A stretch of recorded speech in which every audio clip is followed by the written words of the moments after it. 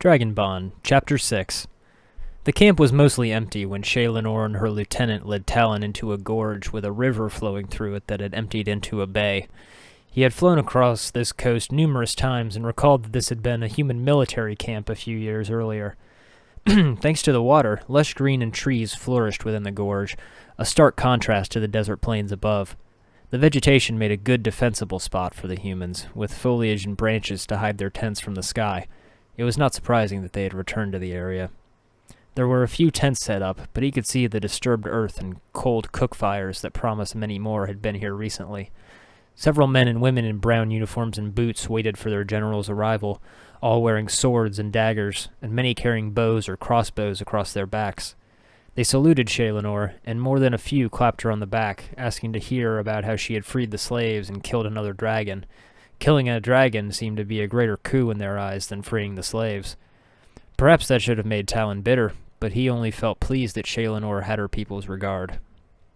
Lieutenant Selena stood to the side, looking wistful, but Shaylenor waved her over and squeezed her shoulder.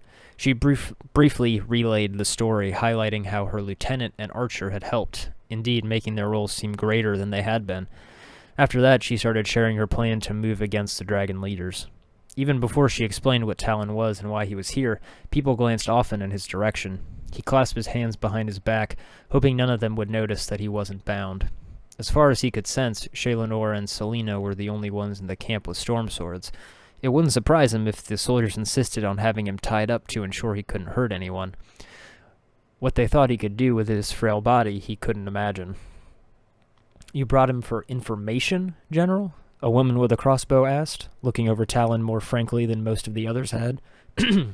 "Are you sure that's why? He's the prettiest prisoner we've ever had." "Of course he is," Shaylenor said. "He could choose any form he wanted, so why wouldn't he pick one that could stir our women's imaginations? Just remember what he is." "Yes, ma'am." The woman's voice did not sound that contrite, and she perused Talon openly, licking her lips as her gaze ran down his chest to his groin. Shaylenor watched the bow woman, perhaps displeased by the interest in her prisoner. No, she was probably only worried that her soldiers would fail to take proper security precautions around him. She didn't seem to believe him that he had no wish to harm her or her people. But wasn't that understandable? If a red dragon had once come into his kind's camp, claiming to have no ill intent toward them, would he have believed that dragon?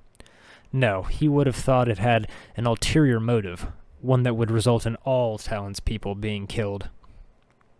"What should we do with him, ma'am?"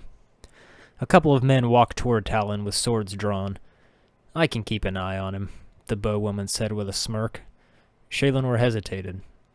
"Put him in my tent. He has a map to draw." Her tent. Even though he should be plotting a way to escape, Talon couldn't help but think that being placed in her private area sounded appealing. If they could be alone together, perhaps he could speak to her, instead of merely hovering behind her, coveting her. Maybe it was a foolish hope, but if she spent more time with him, knew more about him, she might come to see him as an ally and distrust him less. Admittedly, he wanted more than an alliance with her, but that seemed a nobler thing to wish for than for her to mate with him. He could see her as someone who could strike a blow against his kind, someone who could force Hool and the others to consider the treaty Talon had spoken of a year earlier. It would mean deaths for his people, and he knew his thoughts were treasonous, but would it not produce a better end for all if humans and dragons could live together on this continent and in this world? "Yes, ma'am." The soldiers came toward Talon uncertainly, warily. "Colonel Sandier, Captain Morstan, and Alara, come with me," Shaylenor said, turning her back on Talon. "We have further plans to discuss." "Yes, ma'am," the three men said together. "We understand there's an infiltration to plot," one added. Talon watched Shaylenor head for the largest of the handful of tents in the camp, his gaze lingering until she disappeared inside, and he almost missed the sword coming to rest against his collarbone. The cool, sharp metal made him uneasy, even though he doubted the soldiers would do anything to harm their commander's prisoner. Not seriously harm him, anyway. He remembered how Skarkoft had taken him, hurting him and humiliating him without leaving a scar. Surely these men would not try something similar. Besides, Skarkoft had possessed much of his dragon power, even in his human body, so he had been impossible to fight off. These were normal humans, even if there were two of them. He ought to have a chance if they attempted to inflict some brutal punishment on him. Don't try anything, the soldier warned. Shaz, get some rope. Tie his hands behind his back. Yes, Sergeant. Can't believe he wasn't tied before. The general's got a storm sword and wields it like the sun goddess. What's she got to worry about from some shapeshifter? She has to sleep sometime. The soldier with the sword snorted. I don't think she sleeps at all. His reverent tone as he spoke of Shaelenor pleased Talon. He stood still as the other one tied his hands behind his back. Neither man was cruel about the task, merely professional. They could have been cruel, justifiably so after all they had lost to his kind, but they were not. That made him feel ashamed of his own kind, and guilty for having killed so many humans in the past. The men marched him to a small tent and put him inside. A collapsible table full of papers and maps stood to one side. It also held a small, flat leather box and an empty mug and pot. A cot rested opposite the table with a single warm blanket on it. Not exactly a paradise, but after he had spent his entire human life sleeping on the dirt, a cot sounded appealing. Should we tie him to something? One of the soldiers asked. No, we'll just stand guard until the general returns. I hope the officers are talking about how we're all going on this raid. I can't wait to finally kill some... The soldier glanced at Talon, then shut his mouth. He and his comrade took up guard positions by the tent flap. Talon stepped toward the cot, thinking of sleeping until Shaelenor returned. It wasn't as if he could draw maps with his hands tied behind his back. He wondered if the blanket would smell of her. Even if his senses were poor by his usual standards, he had been close enough to her that he now knew her scent, simple and unaltered, but appealing.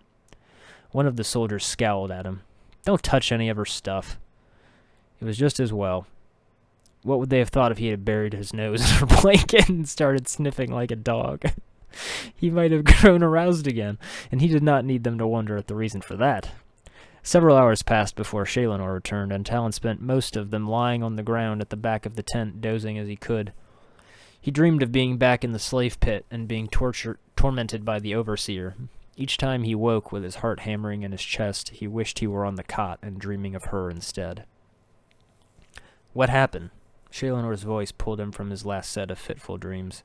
The smell of some meat-based dish wafted to his nose, and his stomach growled. Nothing, ma'am. He's been sleeping.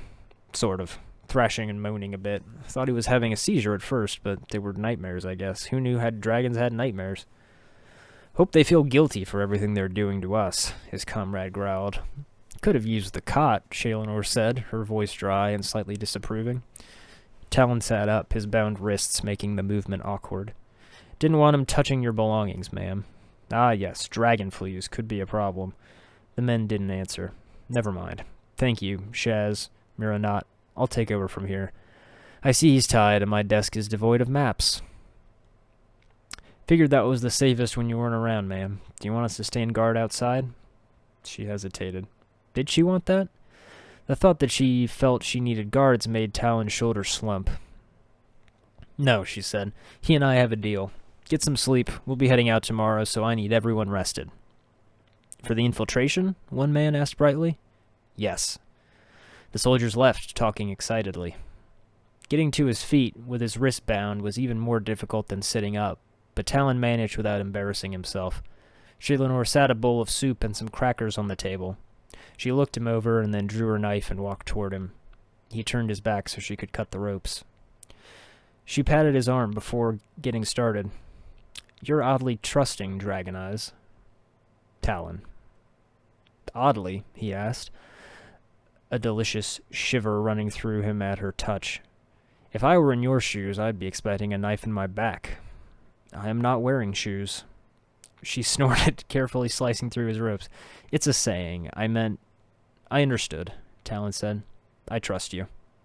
Why? She sheathed the knife and tugged the ropes away from his wrists. Even if her touch was professional, his body responded to it, enjoying the feel of her warm hands wherever they brushed his skin. His erection returned, as if in untying him so tenderly, she was promising that they would soon be writhing on the cot, legs and arms locked around each other. Talon rolled his eyes at himself. Why did his silly human libido insist on being so libidinous? Who knew if mating with a human would even be enjoyable? Having Skarkoft harass him certainly hadn't been. He wondered if part of his eagerness to be with Shaelenor had to do with wanting to stamp out those other memories. Was such a thing even possible to do? Or would he be haunted by those memories forever, even when he returned to dragon form? Talon? Shaelinor asked, squeezing his arm. Recalling the original question, he said, "You are honorable." "I know that," she said, "but you just met me."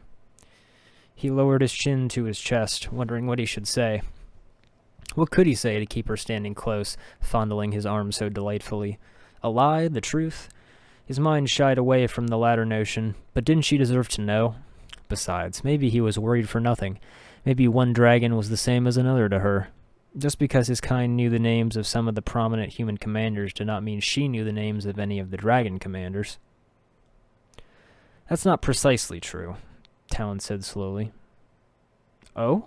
she asked, wariness returning to her tone. She lowered her hands and took a step back. "We fought before." He kept his back to her, for once having difficulty with the notion of looking in her eyes. For a moment she said nothing, then asked, "Where?" Talon did not know the names the humans gave their cities and military outposts. Most recently, a canyon outside of the crescent-shaped city on that river delta by the sea.